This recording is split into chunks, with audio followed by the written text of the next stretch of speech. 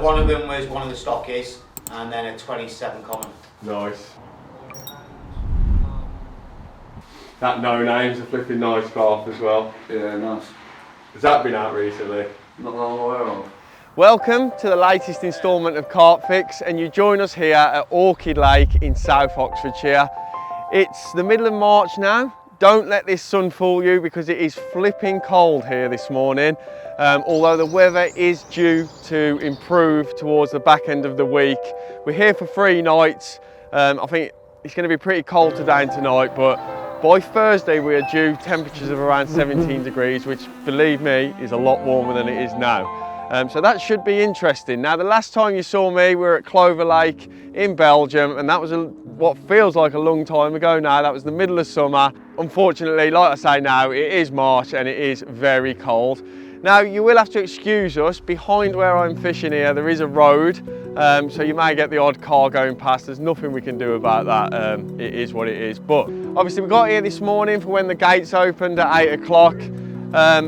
We had a little bit of a walk round. Unfortunately, we didn't see anything. A bit of an inconspicuous swim. It sort of tucked behind an island in a bit of a sort of bay. The last time I came here 2 years ago, it was in January. I was actually here to film an underwater with photography. We were over in the Alamo, but there were a lot of fish held in this area of the lake. So it's obviously an area that they like in the colder months. I can sort of see why. It's a sun trap. I'd imagine a lot of the time it is off the wind, although at the minute there is an easterly blowing in here. But yeah, it's obviously an area of the lake that they do like. And there's not many people fishing the lake at the minute. There's only 3 or 4 other guys fishing, but there's 2 guys on the opposite side of the lake here, and they actually both caught a fish this morning. So the fish are obviously up here. In fact, while I've been stood here since we got the kit dropped off, I've actually seen a fish show. It's not in this swim's water, unfortunately. It is in front of those guys, but it does prove that the fish are getting round here. We may end up moving. This is a starting point, but it seems like a good starting point. All the kit is in the swim now. We got dropped off in the buggy this morning, which made life easy. So I think now it's just a case of getting set up, get those rods out, and hopefully over the next 3 days, we can show you a carp or 2. Right, so although I have got a bait boat with me, and the plan is to drop the rigs with the bait boat, I'm just having a little bit of a lead about first. The bait boat does have an echo sounder, but I've only had it a couple of weeks, and obviously I've got a lot of confidence in what I can feel through a rod and line, basically, a rod and braided line. I've been told there's a gravel feature in front of this swim that does do a lot of bites. But ideally I want to be fishing that sort of back edge of the gravel. So I've just had a lead about to find that back edge and exactly where the gravel ends, left and right. I'm also going to put a rod at the same range, slightly out to the right, which is more in front of the swim next door. But it's a very sort of overlooked swim that apparently doesn't get a lot of pressure. So the lake's very quiet, and I'd like to think that the chances of somebody dropping in there are quite slim. Obviously, if somebody does drop in there, I will have to reel that rod in. But yeah, that is the sort of plan of attack. I've got a clip now that I can fish all 3 rods at the same range.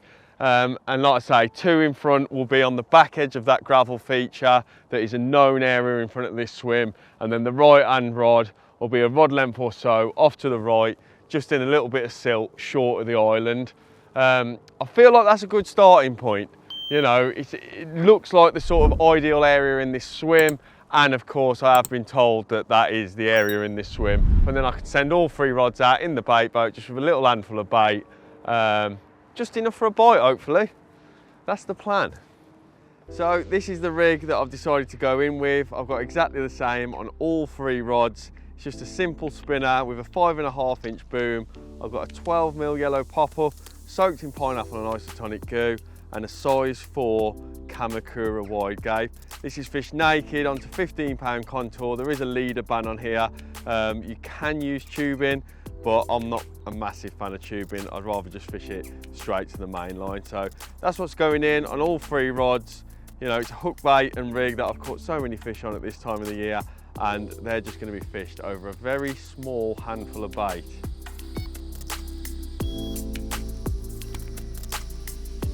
Lovely job.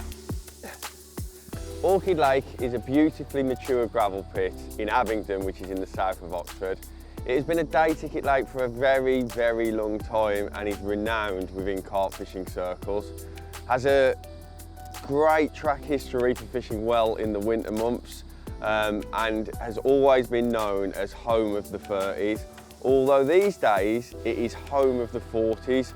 I think, as far as I'm aware, there is around 8 fish over £40 now, up to the biggest, which has done 48, so I believe.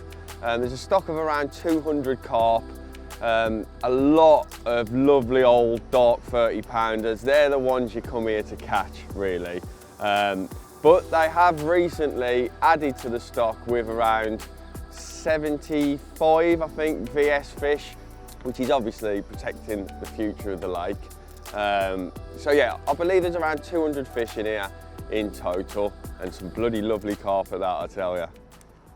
So, we may have only been in this swim for a few hours, but as you can probably see, we are already on the move. Basically, when we got here this morning, I spoke to a guy who was packing up from the opposite bank, and he had seen quite a few out in the middle, further down the bank to our right.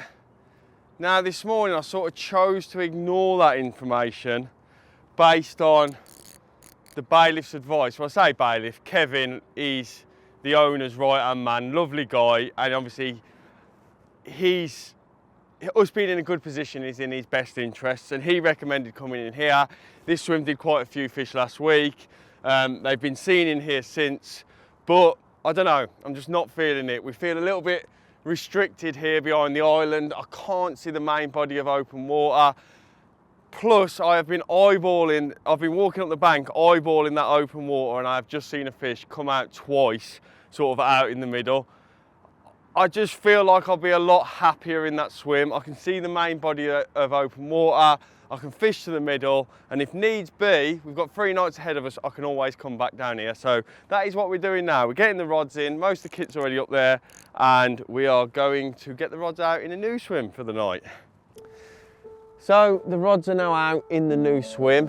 I'm feeling a lot happier in here. Unfortunately, I've not seen anything else, but I did have quite a few casts to get the rods out there. I wanted to find somewhere semi-presentable, and unfortunately it is quite weedy out there. It's not thick weed, it's sort of low-lying, you know, typical of this time of the year. It's quite a shallow lake, this. We're in the middle of March and there's a lot of sort of fresh, low-lying Canadian, and also quite a bit of that sort of green, candy flossy weed out there.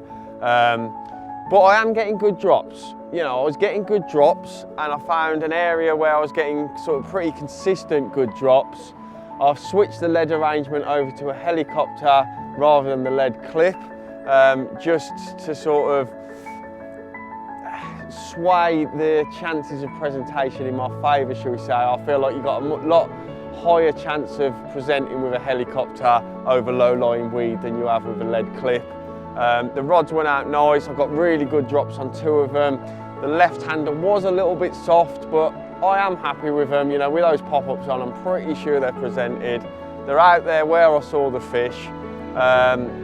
So we'll just have to see what happens. I was toying with the idea of putting zigs out there, and to be honest, after having quite a few casts and struggling to find anything presentable, I did start to think maybe I should have gone with the zig option. But we have got a couple of nights ahead of us. There has been quite a few fish caught recently off the bottom, including a 46-pounder the other day.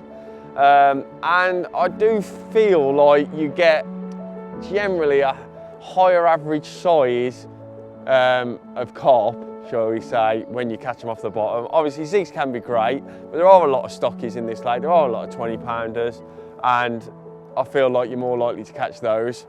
But we'll see.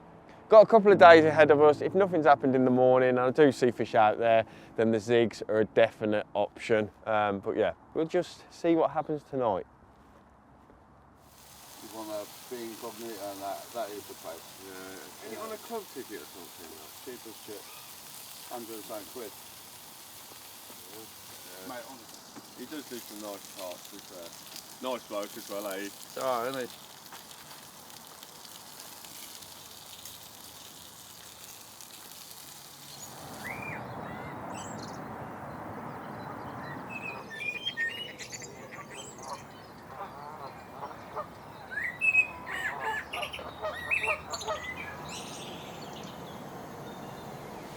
Well, good morning. After what has been a very quiet night, it was very, very cold this morning. In fact, my phone was saying it was -3.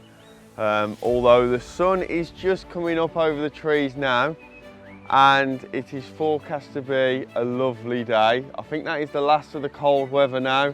Tonight's due to be 4 or 5 degrees, which is obviously a big difference from -3. But yeah, as I say, unfortunately a very quiet night. Not had a single bleep on the rods, and as of yet I have not seen a carp anywhere on the lake. The guy over on the other side in New Middles though, he has caught one this morning. Looked like a small stocky when he lifted it out, but it is a carp.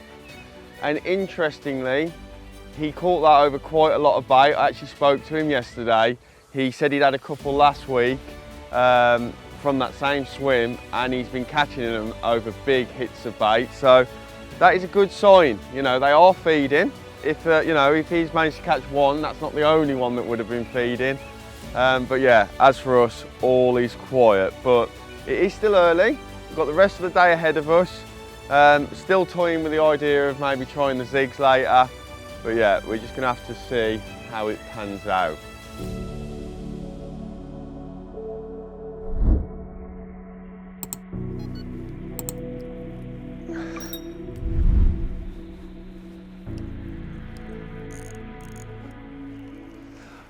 I'm not sure exactly what the time is now, but it's still not late. I reckon about 9 o'clock-ish. But in the last 20 minutes or so, one came out to the right of where I'm fishing, but not a million miles away. And then not long after, fish has just showed twice just out to the left of where I'm fishing. I've got to put the zigs on. You know, I've not had a bleep on them rods all night. Fish are obviously out there. I'm fishing over a lot of weed. If they were on the bottom, I'd be getting the odd bleep. It's classic zig conditions today. Not a breath of wind. Sun is out. It's due to be out all day. So it just screams zigs to me. Fish are out there, and if they're out there, they can be caught. So that's what I'm doing now. I'm going to do them one at a time. This rod first, obviously the left-hander, where I've just seen one come out twice. I've got a zig tied up. It's about 8 foot out there. I've got a 4 foot zig tied up, which is sort of mid-depth. So yeah, let's get them out there. Zig fishing comes into its own at this sort of back end of the winter, early part of the spring. Throughout the months of February, March and April, the fish, they're awake, they're up, they're about, they're generally buzzing around the pond, but they are more often than not up in the layers. So by suspending a bait in those layers, in the face, you know, you've got a hell of a lot more chance than fishing a bait on the bottom when they may be swimming feet above it. Obviously there will be opportunities on the bottom, but those windows of opportunities for catching them on the bottom may be very, very small. Whereas with that bait suspended up in the layers, you know, bite times on zigs can literally be at any time of the day or the night. Just something as inconspicuous as a small piece of foam suspended in those layers can be enough to trip up a carp when nothing else can catch them. Yeah, mate, just leave the zigs out there for the day and put the bottom on the deck on the night if you have to. I mean, if you have to. Yeah, you know. I might even leave them on the zigs all night, you know, but I feel like that's not a bad shot. Like, you know, put them on the deck on the night and reel them in at like 8, 9 o'clock and boom them all out there on zigs. Yeah. Thing is, now I've done it, like I've got lead clips and that on now. All I've got to do is wind them in, clip a rig on instead of the zig, send the rigs out in the bait boat with an handful of bait, wind them in the morning, clip the zig back on. You know, it's simple, eh? Like they're coming right in, aren't they, like? And going both ways, but there's nothing that way. But a lot of them seem to be going that way. Let's go and intercept them then. Yeah, that plateau is the perfect interception point, isn't it? Yeah. Ian, is that fish or is that a coot? Could be good, I don't know. I think it might be out there. Yeah, you can see them now, a few of them.